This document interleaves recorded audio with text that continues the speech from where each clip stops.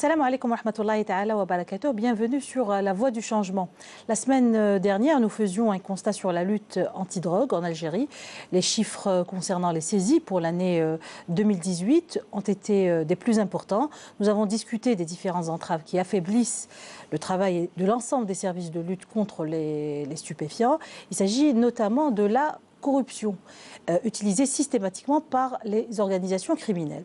Ce soir, avec nos invités, Kamel Cheket, Sherif Driss, mais aussi M. Rizqi Hennad, contrôleur général aux douanes, nous allons justement parler de cet obstacle majeur qui sape tous les efforts pour faire face au fléau de la drogue. A tout de suite.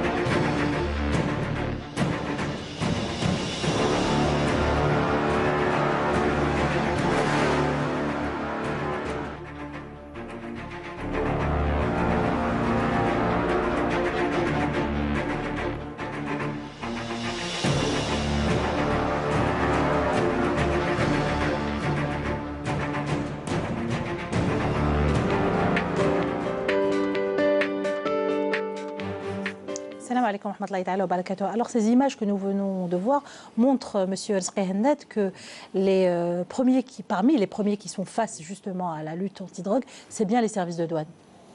Oui, tout à fait. D'abord, bonjour. Bonjour à vous. Bonjour aussi à tous les téléspectateurs. Effectivement, de par notre présence au niveau du front, donc le douanier est le premier à avoir le premier contact, surtout quand il s'agit de marchandises, et même quand il s'agit aussi de voyageurs qui peuvent transporter sur eux-mêmes ou dans leur bagage toutes sortes de marchandises ou dans leur véhicule. Donc effectivement, le douanier est le premier à faire le constat de ces tentatives d'introduction ou de sortie parfois de marchandises et qui ne devraient pas l'être, notamment les produits sensibles de toutes sortes, mais principalement aussi les produits psychotropes dont le nombre, que ce soit de nombre de saisies effectuées par nos services ou alors le nombre aussi, les quantités saisies ont assez sensiblement augmenté ces derniers temps. Depuis la deuxième moitié de 2017 à ce jour, nous constatons régulièrement effectivement de ce genre d'opérations qui sont constatées par nos services à l'échelle du territoire national. D'accord, alors quels sont les chiffres en fait à votre niveau ? En fait, il y a quelques années, c'était beaucoup plus la résine de cannabis que nos services saisissaient, à l'instar de tous les services. Donc, c'est aussi de par notre situation géographique. Mais depuis, comme je disais au début, depuis un peu plus d'une année, vu les mesures de sécurité qui ont été prises pour la sécurisation des frontières, notamment au niveau de l'Est et l'Ouest plutôt du pays, donc les capacités d'action des réseaux de trafic de résine de cannabis sont sensiblement diminuées. Nous l'avons constaté, mais les autres services aussi le constate. La tendance est vraiment à la baisse. Le nombre de saisies de résine de cannabis a fortement diminué, les quantités également. On a été à un moment donné jusqu'à saisir 63 tonnes, un peu plus de 60 tonnes, donc en l'espace d'une année. Le total de tous les services confondus avait atteint le pic de 210 ou 211 tonnes de résine de cannabis qui avaient été saisies. Mais là, nous sommes à peu près à 2 tonnes de résine de cannabis. Donc c'est le constat de tous les services de lutte confondus. Par contre, il y a une nouvelle tendance donc, qui s'est accentuée, c'est les tentatives d'introduction de produits psychotropes de différentes catégories, voilà, notamment par la frontière est du pays, les frontières terrestres, mais aussi au niveau des points d'entrée. Frontière est. Oui, pratiquement, oui, principalement, mais aussi à travers aussi les points d'entrée des postes frontaliers aéroportuaires, c'est-à-dire au niveau de certains aéroports aussi qui sont donc c'est la marchandise qui provient des pays de l'Occident, d'Europe occidentale principalement. Donc le fait que ces psychotropes, en fait, ce type de drogue entre par l'Est, cela veut dire que ça provient de... Non, non, je disais qu'une partie de ces affaires sont constatées, de ces saisies sont constatées au niveau de la frontière est du pays, la frontière terrestre. Ça révèle quoi? Ça révèle ça révèle plusieurs choses. D'abord, la situation qui prévaut dans les pays voisins. On entend des nouvelles par-ci par-là. Certains sont confirmés, d'autres moins, parce que peut-être que les services de sécurité ont d'autres priorités, parce qu'il y a certaines, donc, les points de vue de la stabilité politique sécuritaire au niveau de ces pays. Donc, ça laisse libre cours un peu peut-être pour les réseaux de trafic de ce genre. Ils ont peut-être, je dis bien peut-être, plus de facilité à s'adonner à ce genre de trafic. Mais je disais aussi que certains voyageurs aussi essaient de l'introduire à partir des enceintes aéroportuaires, les aéroports internationaux, certains aéroports internationaux, les plus importants, mais c'est de la marchandise qui vient directement d'Europe. Voilà. C'est des petites quantités lorsqu'il s'agit en fait à travers les aéroports. C'est des petites quantités. Non, ça peut varier de quelques dizaines de comprimés jusqu'à quelques centaines de comprimés. Donc parfois, c'est des quantités assez importantes quand même. C'est facile à transporter sur soi-même. Oui, apparemment, c'est plus facile. Et puis, il y a aussi peut-être la demande qui a changé au niveau des consommateurs des drogues, vu la diminution donc, des quantités qui sont disponibles peut-être d'autres drogues, notamment la résine cannabis. Donc peut-être les consommateurs se rabattent sur ce genre de drogues qui sont plus faciles à dissimuler peut-être, plus faciles à consommer. Ça montre aussi que les réseaux de trafic s'adaptent en fait à peut-être la répression qui est faite sur le terrain et donc ils transforment leur façon de... Tout à fait. L'objectif, c'est de réaliser des gains. Donc, peu importe le moyen, peu importe aussi on ne s'embarrasse pas du tout de la nature de la marchandise, qu'elle soit entière du tout pas, dans la mesure où ça procure des gains. Donc, c'est la première motivation des réseaux de trafic de ce genre de marchandises. Et puis, ils s'adaptent. Et puis, la demande aussi, apparemment, s'est adaptée. La diminution d'autres formes de drogue. Donc, ils se rabattent sur d'autres formes de consommation de drogue qui sont les produits psychotropes. Très bien. Au niveau des ports? Aussi, oui. Aussi au niveau des ports, où les voyageurs aussi essaient de transporter d'acheminer ce genre de produits. Mais je parle, moi, des constats qui sont faits par les agents des douanes. Ils utilisent aussi d'autres moyens. Parfois, des envois postaux. On saisit beaucoup aussi de produits psychotropes et parfois même d'autres marchandises qui sont prohibées, dangereuses, dont des colis postaux qui sont expédiés de l'étranger. Voilà, après, il y a aussi des quantités plus considérables, évidemment. Mais, je disais, on peut trouver à partir de quelques dizaines jusqu'à quelques centaines de comprimés. Et il est arrivé aux agents des douanes de saisir, je me rappelle comme ça, une affaire qui me vient en tête, c'était plus de 11 000 comprimés en une seule prise, donc sur une personne dans ses bagages. Voilà, donc ça varie de quelques dizaines jusqu'à quelques centaines, voire quelques milliers de comprimés en une seule saisie. Alors certaines recherches disent que, en fait, les drogues saisies ne représentent que 10% des drogues en fait, qui pénètrent sur le territoire. Je ne sais pas si je peux souscrire à cette extrapolation, parce que c'est vraiment d'extrapolation. Moi, les indicateurs qui sont en tout cas le plus palpables, ce sont les saisies d'abord, et puis les études de prévalence qui peuvent être faites sur le terrain. Voilà, c'est ce qui peut nous révéler. Ces études-là disent ça, disent que 10% en fait, seulement 10% sans saisie. Je n'en connais pas beaucoup d'études sérieuses qui ont été faites dans ce domaine, mis à part celles qui ont été faites peut-être par par l'Office national de lutte contre la drogue et la toxicomanie, qui révèlent certaines formes d'évolution aussi de ces drogues, mais qui sont en fait effectuées dans certains milieux. Donc peut-être ce ne sont pas des études qui ont un aspect général, qui couvrent toute la population. Donc parfois c'est des études qui sont ciblées au milieu scolaire, au milieu des femmes. Voilà. Donc mais cette extrapolation, je ne peux pas souscrire à cette extrapolation. Comment est-ce qu'on peut savoir si c'est 5%? Alors si demain, par exemple, les douaniers lève le pied, entre guillemets, par exemple, ils ne saisissent rien du tout. Ça voudra dire que le nombre de la quantité qui a été introduite est aussi nul. Donc ça dépend des efforts déployés sur le terrain et ça dépend aussi de la prévalence de cette marchandise, voilà, de ce phénomène au niveau national. Donc les deux indicateurs qu'on peut prendre en charge qui sont révélateurs, c'est les quantités saisies qui sont palpables et aussi la prévalence, les études sérieuses de prévalence sur le marché national de ces drogues. Très bien. La semaine dernière, on avait justement évoqué cette question de saisie et de nombre de quantités de drogue qui pénètrent sur le territoire national. Les chiffres ont été donnés justement sur qui révèlent une forme d'adaptation. Donc, moins de cannabis, mais plus de comprimés psychotropes. Un des obstacles majeurs qui fait face justement à la lutte antidrogue, c'est bien la corruption. Certains agents, certaines catégories sont facilement corruptibles. Enfin, c'est-à-dire qu'il faudrait que les décisions de justice nous le révèlent. C'est-à-dire combien il y a eu de rapports pour trouver les liens de causalité entre la prolifération du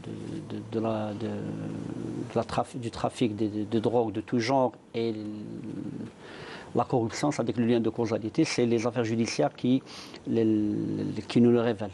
Mais il est vrai qu'à l'échelle internationale, il y a toujours un lien, notamment parce qu'il s'agit de grandes quantités, de gros cartels notamment, et de grosses quantités, et éventuellement les types de drogue. C'est-à-dire que là où le niveau de corruption, de collision entre agents à l'échelle internationale est très révélé quand il s'agit par exemple de drogue où le prix de la marchandise il est très important. C'est-à-dire qu'on chiffre une saisie à des dizaines, voire même à des centaines de millions de dollars et d'euros. Et là, ça révèle parfois, c'est que la quantité qui est saisie peut-être cache une grosse quantité qui est rentrée et qui a été facilitée par une collision entre ce qu'on appelle la corruption avec des agents corruptibles et des agents corrupteurs. Donc ça à l'échelle internationale, il y a eu des affaires pendant les années 80 aux États-Unis, en Amérique du Sud, voire même en Europe du Sud, où ils ont révélé qu'en fait que les plus grosses saisies, notamment lorsqu'il s'agit de drogue, dont la valeur financière elle est très élevée, le niveau, c'est-à-dire le degré de collusion entre agents et trafiquants est très élevé. Pour l'Algérie, c'est-à-dire qu'en fait, malheureusement, on n'a pas de statistiques. D'accord, mais lorsqu'on dit qu'il y a 23 quintaux de cannabis qui est rentré sur Oran, qui a été saisi sur Oran, ou plusieurs tonnes, pareil, de kiff traité qui a été saisi à Tiaret, ou 23 000 comprimés psychotropes saisis à Bouakhi. Est-ce que cela veut dire justement est-ce que ça peut révéler ce que vous êtes en train de dire là? En fait, ça peut là, révéler. On est en train de parler de tonnes. Ça peut révéler comme ça ne peut pas révéler. Pourquoi? C'est-à-dire qu'en fait, actuellement, je reviens à ce qu'a dit M. Hanna, c'est-à-dire que maintenant, les routes, les circuits empruntés par les trafiquants de drogue, il y a un glissement de l'ouest vers l'est. C'est-à-dire que n'oublions pas qu'on a un territoire qui est très vaste, plus de 6 000 Là, vous parlez à l'intérieur de l'Algérie. À l'intérieur de l'Algérie, c'est-à-dire qu'il y a des quantités très importantes de drogue qui rentrent. Ces quantités peuvent rentrer pour la simple et bonne raison, parce qu'on peut émettre l'hypothèse que l'incapacité ou la difficulté à contrôler tout le territoire. C'est-à-dire que ça nécessite un dispositif humain considérable, des moyens technologiques très importants, et c'est-à-dire que même si, on va dire, sur 15 000 tonnes, 10 000 tonnes, on en arrive à saisir 14 000, 12 000 et 2 000 s'échappent entre les mains des filets, cela ne veut pas dire forcément qu'il y a eu corruption. Comme on peut avancer la deuxième hypothèse, oui, que ça pourrait faire l'objet, c'est-à-dire que ces petites quantités qui n'ont pas été saisies ont été introduites par le fait de collision entre agents corrompus et trafiquants de drogue.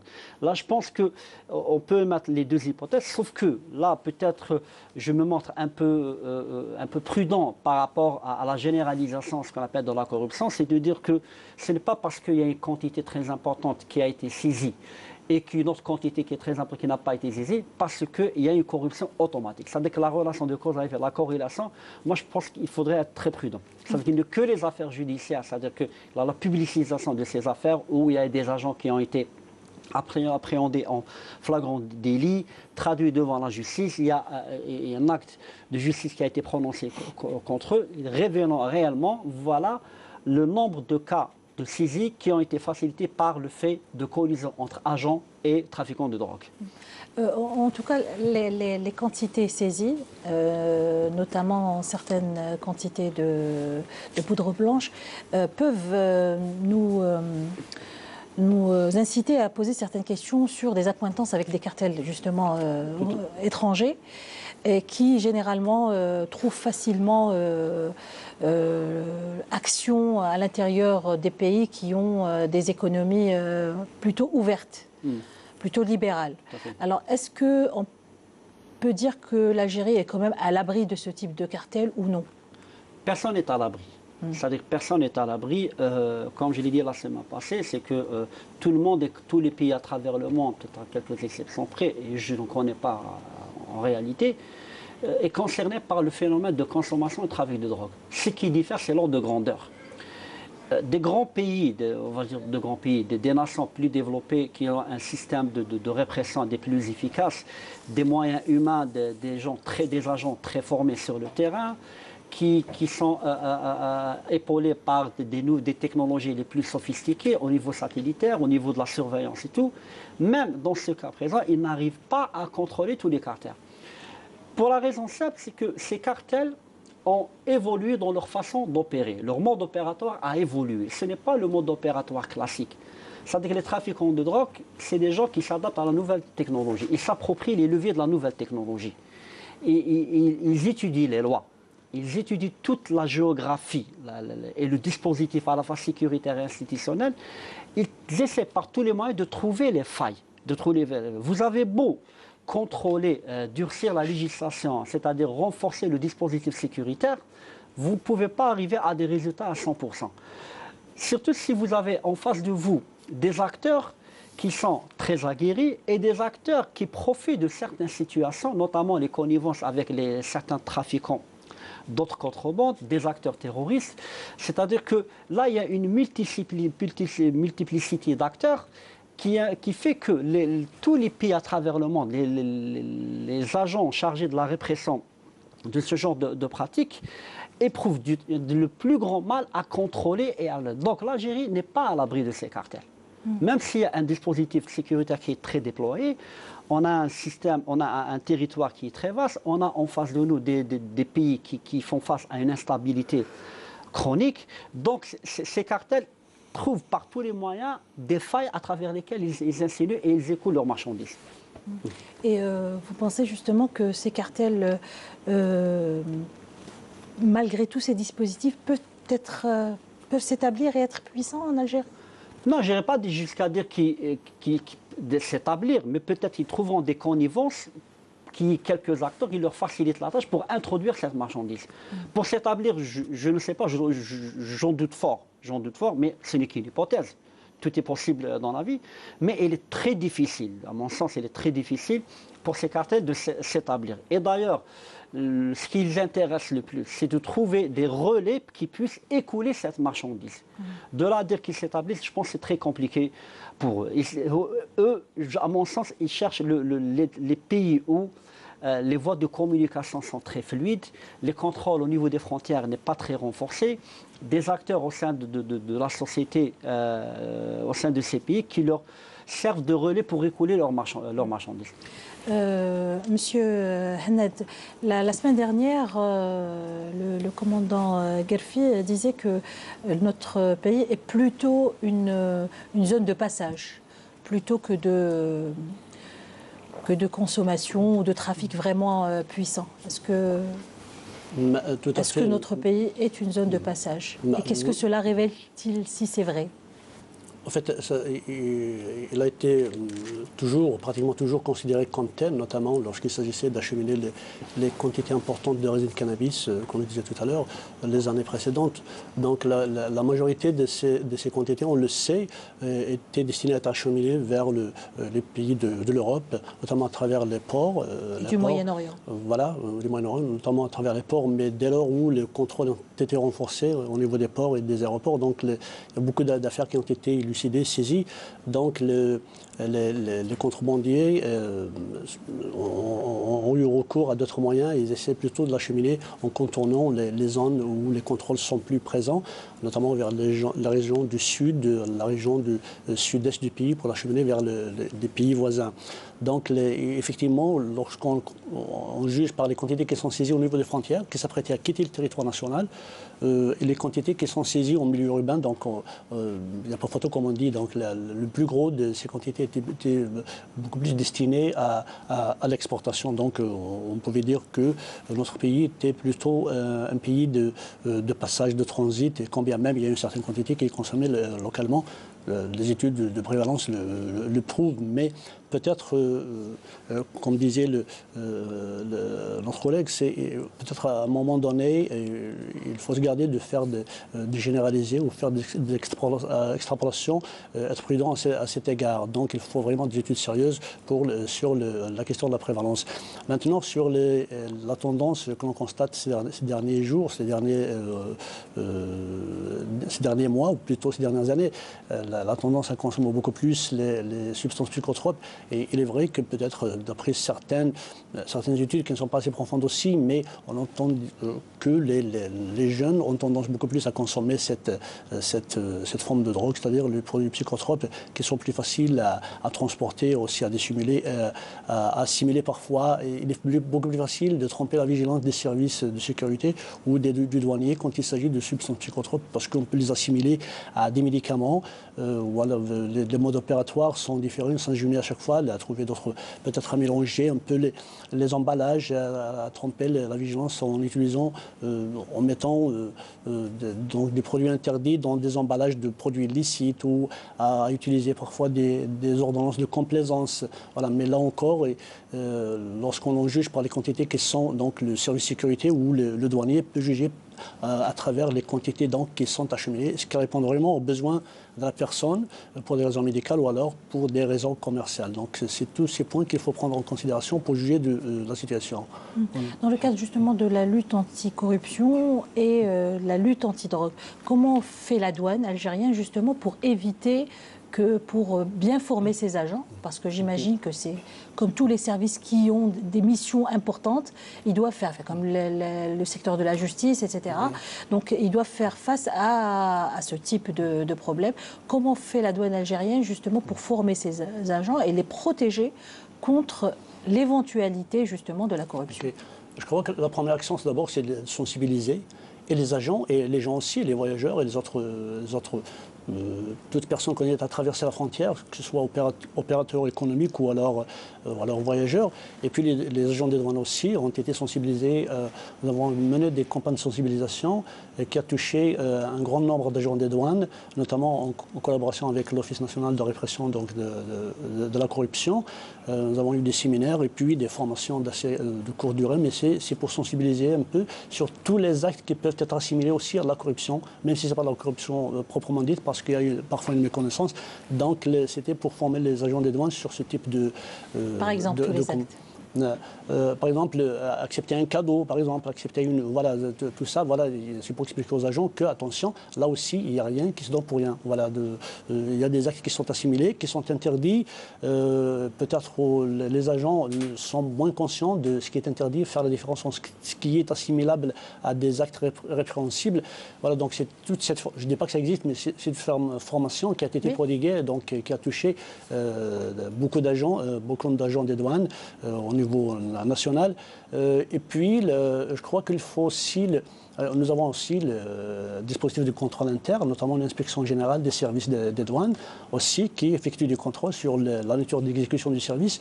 Et puis aussi, sensibiliser aussi le citoyen, aussi, c'est-à-dire l'usager, pour changer un peu sa vision devant la loi, devant les contrôles, et puis aussi pour avoir un comportement positif, et puis parfois pourquoi pas offensif. Nous en sommes demandeurs pour toute personne ayant constaté ou ayant été confronté à un comportement indélicat de se rapprocher des services des douanes pour les dénoncer aussi. Nous en sommes demandeurs, voilà, et pour faire agir aussi l'inspection générale, parce qu'on parle on a tendance à généraliser comme ça, mais on n'a pas des cas concrets, donc nous en sommes demandeurs. Si un voyageur quelconque, on n'a pas opérateur est confronté à ce genre de comportement indélicat, qu'il saisisse les instances, voilà, d'abord douanières en premier lieu, puisque nous avons une inspection générale aussi qui peut sévir et qui peut effectuer du contrôle sur l'état d'exécution du service. Voilà. Très bien. Kamal Chikate, quels sont les actes qui peuvent être assimilés à de la corruption?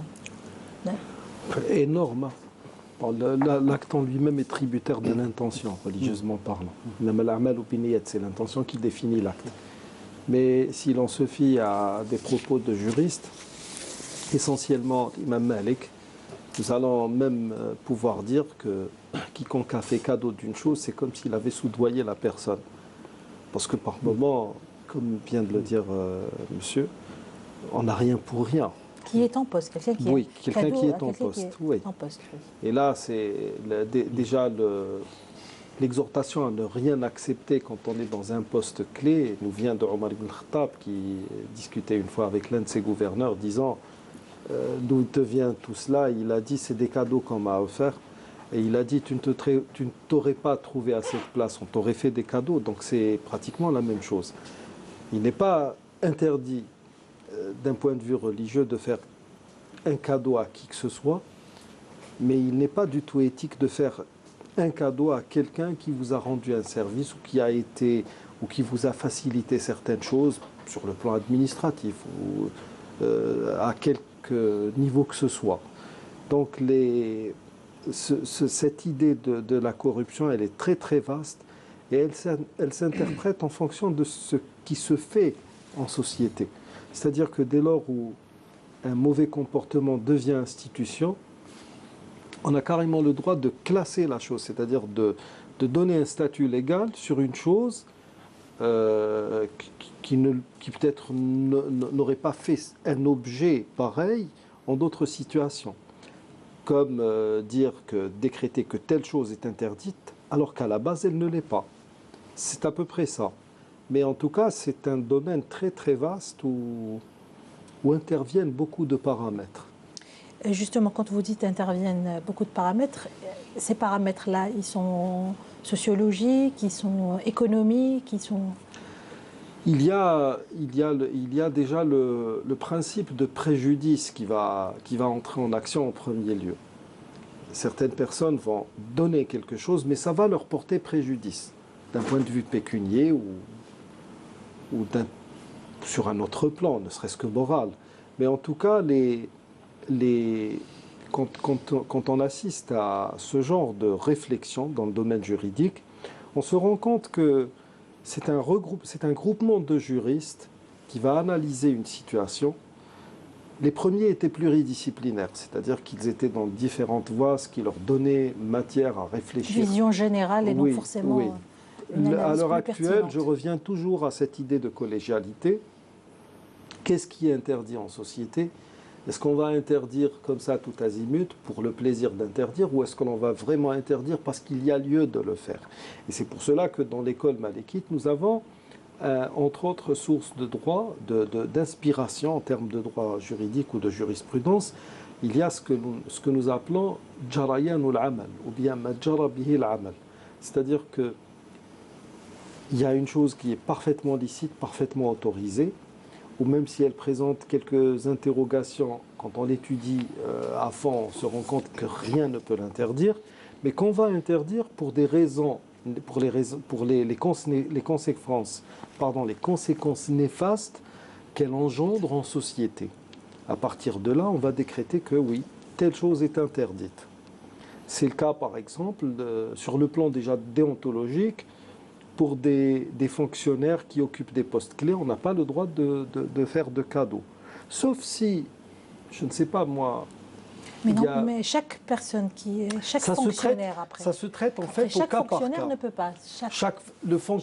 Le fonctionnaire est normalement le premier... Un poste clé ou non? Le fonctionnaire, d'un point de vue purement déontologique et éthique, est le premier à refuser tout type de cadeau qu'on lui offrirait.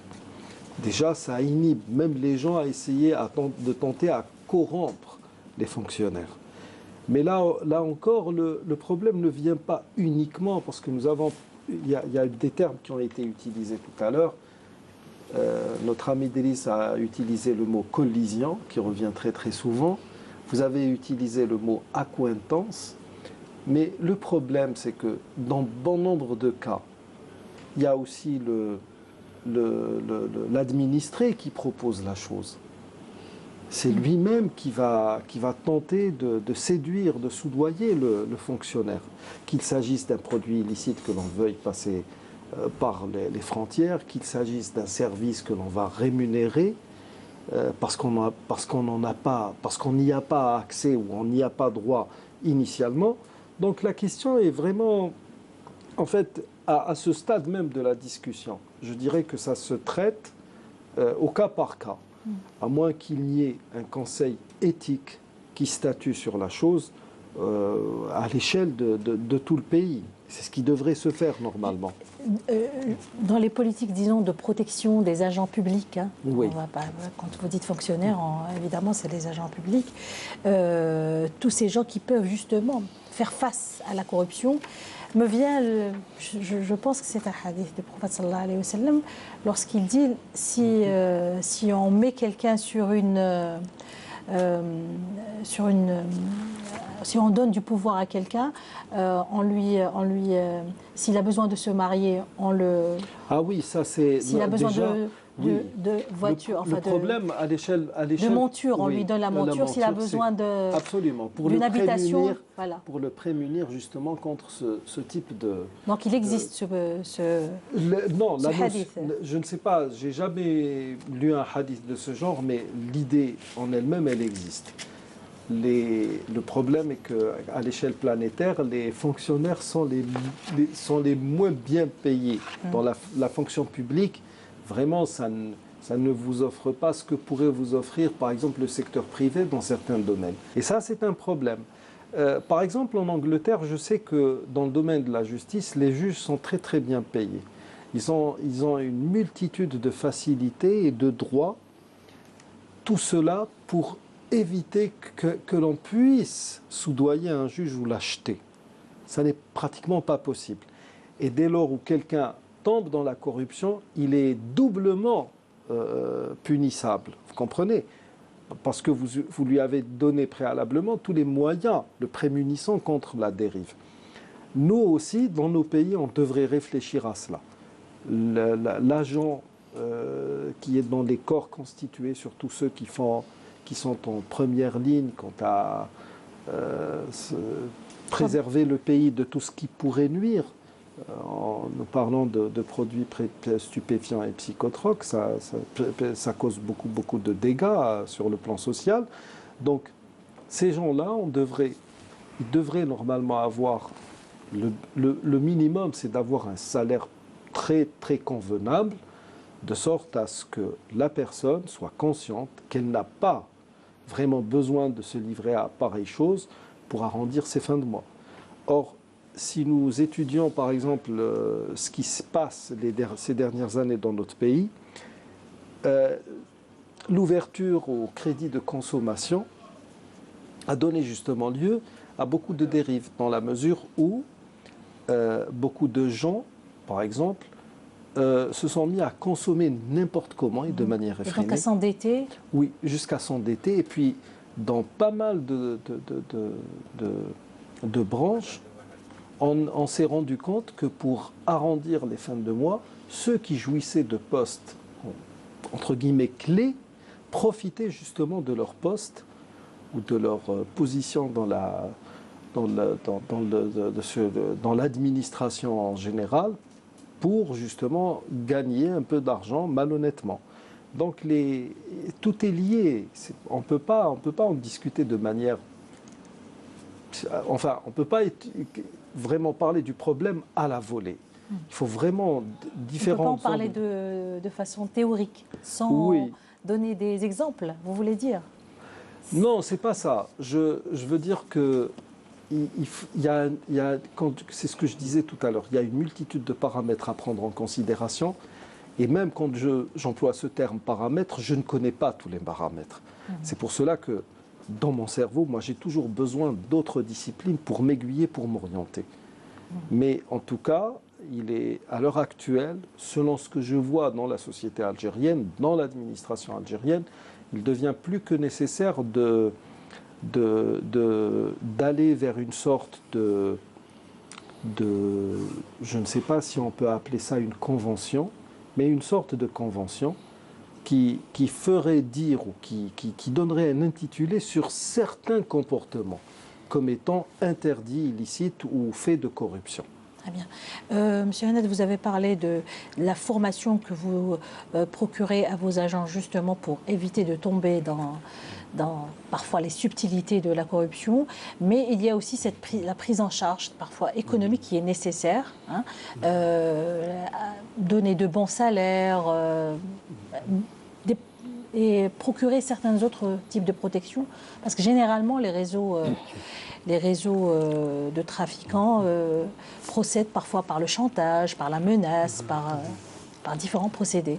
Je crois que le dispositif législatif est assez clair là-dessus, du point de vue de la protection, notamment des personnes en charge donc les personnes en charge du contrôle, notamment le douanier ou tous les services confondus. Mais voilà, donc, mais sinon, en parlant de corruption en général, je crois que le salaire n'est pas le seul facteur, le facteur matériel. Il y a eu aussi une question de culture dans certains pays. C'est toute la corporation, toutes les corporations, tous les gouvernements qui sont complètement vendus entre les mains des trafiquants. Donc on ne parle même plus de gouvernement, on parle carrément de narco-gouvernement.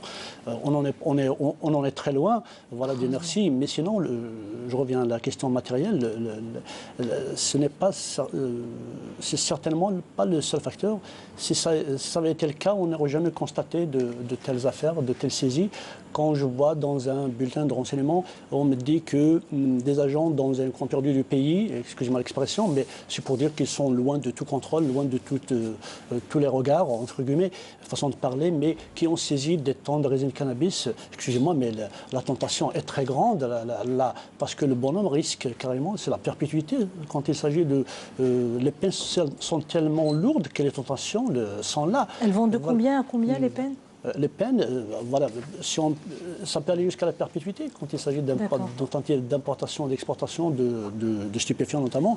Et la loi aussi sur la contrebande, l'ordonnance 05-06 qui réprime les faits de contrebande aussi.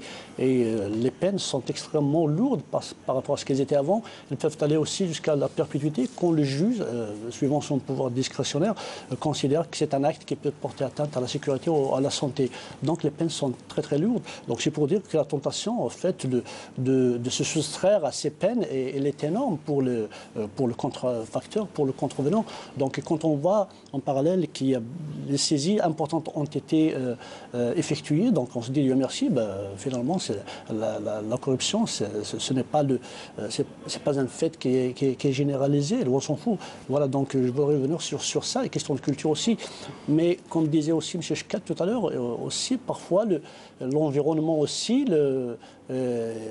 installe cette culture aussi. Certains citoyens, par manque de culture, par méconnaissance de leurs droits, ils croient qu'ils ne peuvent rien obtenir sans se doyer la personne, sans grâce à la patte à qui que ce soit. Voilà, on le voit partout, y compris dans les services les plus banals dans les administrations, pour avoir un papier, pour avoir un truc. Voilà. Et avant de s'adresser au guichetier, ils cherchent si vous connaissez quelqu'un. Donc c'est une question de culture aussi. Même les gens ont tendance à l'installer. Voilà, donc, comme je disais tout à l'heure. Juste pour ne pas faire la queue. Voilà, je ne sais pas, parfois pour. Voilà. Exactement, mais c'est juste comme ça, ils cherchent. Voilà. Et puis, nous avons aussi cette tendance à nous vanter que nous connaissons telle personne dans telle administration, dans tel service.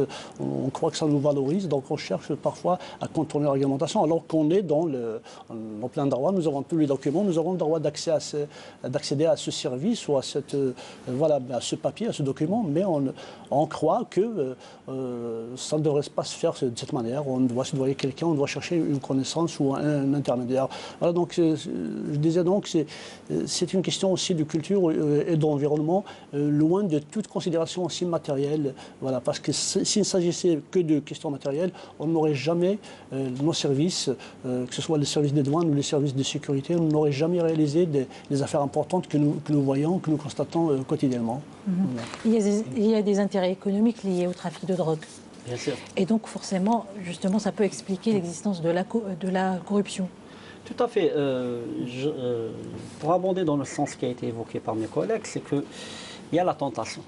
C'est-à-dire quand on a beau promulguer des lois, par exemple, là j'ai devant moi la loi numéro 0601 du 20 février 2006 relative à la prévention et à la lutte contre la corruption, il y a des dispositions, des articles comme par exemple l'article 4 sur la déclaration du patrimoine pour les agents, pour le code de conduite pour les agents publics, l'article 7, de la collusion entre les intérêts privés et les intérêts. C'est-à-dire qu'il y a un dispositif législatif, mais cela ne suffit pas pour dissuader ou pour contrecarrer toute tentation.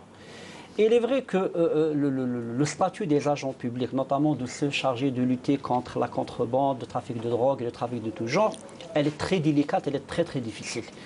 Quand il y a l'aspect culture, là, je n'en dis ce qu'on ne vient pas, mais un aspect très important, c'est le statut. C'est-à-dire quand vous avez en face de vous quelqu'un et vous dit « il suffit que je ferme les yeux, je laisse passer une marchandise et je suis rétribué d'une autre manière. On ne me demande rien, ne faites rien du tout, fermez juste les yeux. » Le quart d'heure magique. Le quart d'heure magique. C'est-à-dire qu'il y a la tentation. C'est-à-dire qu'il y a la tentation. Et fermer les yeux sur ça et se dire non, ça n'existe pas, c'est en fait ne pas faire face au problème. Non, c'est-à-dire c'est très important. Je ne parle pas de fermer les yeux de cet agent-là. Fermer les yeux par rapport à la corruption. Non, il faut en fait, oui, il faut en discuter, il faut en parler, il faut dire que ça, voilà, ça existe, même si c'est peu. Mais ça existe. Elle existe à travers l'échelle de la planète, comme la drogue, comme je l'ai dit la semaine passée, mais le problème qui se pose, c'est l'ordre de grandeur. L'ordre de grandeur. C'est-à-dire qu'on ne peut pas dire, voilà, il y a une institution. C'est vrai que dans certains États, certains pays moins avancés, où il y a une déliquescence institutionnelle, un niveau de pauvreté très élevé, et où les institutions de l'État sont à la merci, ce qu'on appelle des agents prédateurs, des agents d'acteurs, les narcotrafiquants, les cartels de drogue, les criminels, le grand banditisme. Il est vrai qu'on est vers une banalisation de cette corruption à tel enseigne qu'elle en devient une culture. C'est une catégorie de pays, soit notamment en Afrique subsaharienne ou ailleurs. Mais dans certains cas, même dans les pays les plus développés, où le régime notamment de code de conduite, de la transparence et les mesures disciplinaires imposées et les sanctions imposées aux agents s'ils contreviennent ces règles, elles sont très strictes. Il y a des tentatives, il y a des brebis galeuses, si je peux m'exprimer ainsi. C'est-à-dire qu'il y a des éléments qui échappent, qui sont susceptibles d'être tentés. C'est dire qu'il est très difficile, pour ne pas dire impossible, de combattre la corruption.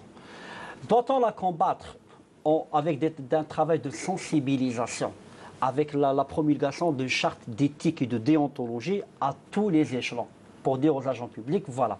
Doit-on la combattre à travers la promulgation de lois très restrictives et de lois répressives, c'est-à-dire que là, nous avons par exemple la loi de 2006 qui dit, le titre 4, des incriminations, sanctions et moyens d'enquête de la corruption d'agents publics.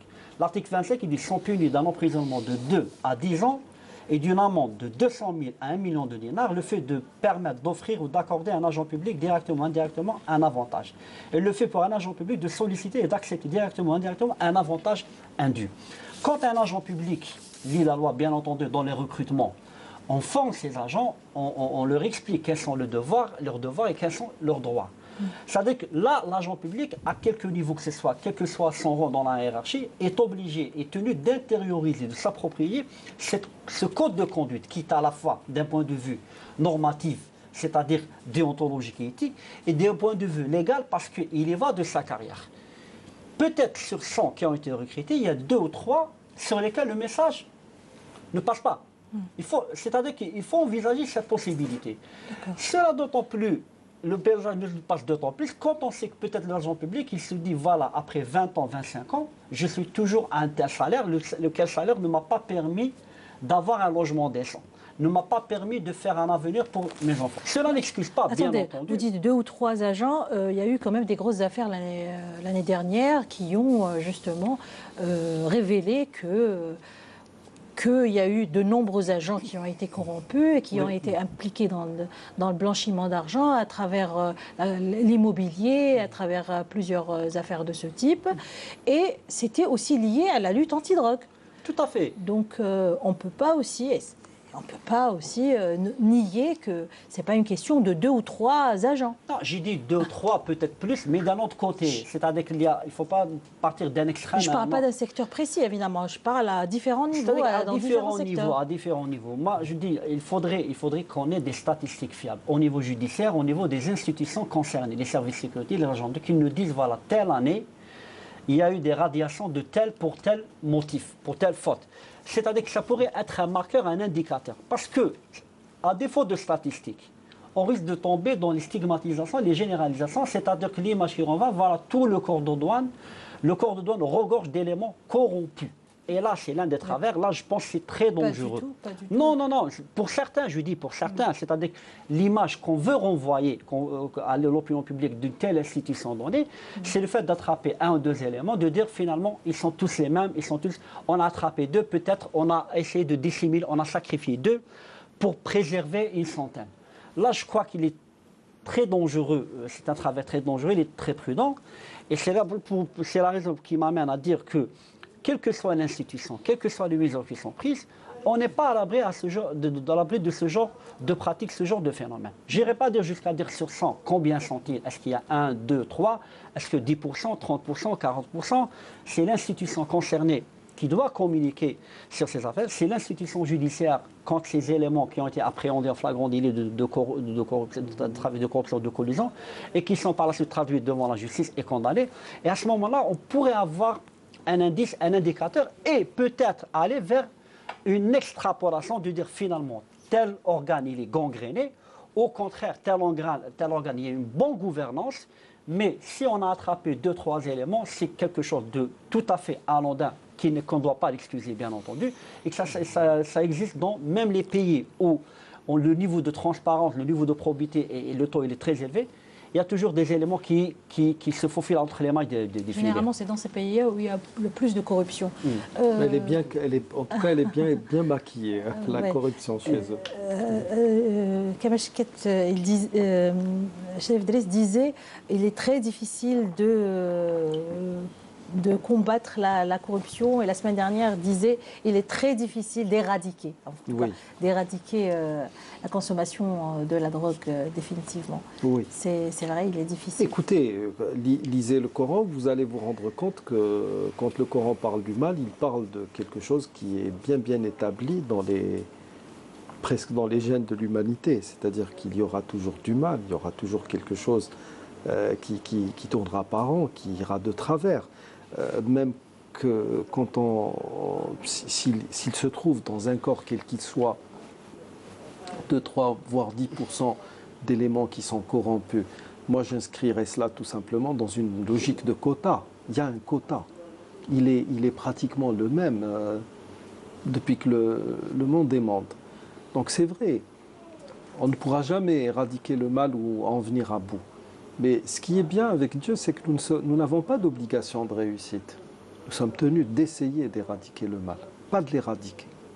Et là, chacun devra faire un travail sur lui-même. Nous avons pris de très mauvaises habitudes.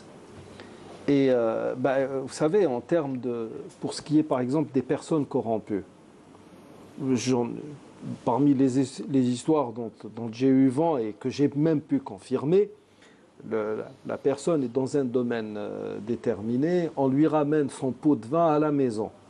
Il dit non, donnez-le à mon fils, je vais à la mosquée pour faire ma prière. Vous comprenez? Et la personne, elle fait sa prière. Et elle s'adonne à cela, sans le moindre problème. Elle n'est pas du tout gênée. Nous avons des cas plus qu'avérés, des cas que nous connaissons. Certains font partie de notre entourage immédiat. Donc nous sommes certains que cela existe. Et malheureusement, nous avons tendance à essayer ça c'est à l'échelle même de la société, nous avons tendance à essayer de normaliser la chose par moments en changeant de nom. Qahouti, Qahoutek, Haqi. Il y en a qui prennent un pot de vin et qui vous disent Haqi, tu me donnes mon dû, mon droit.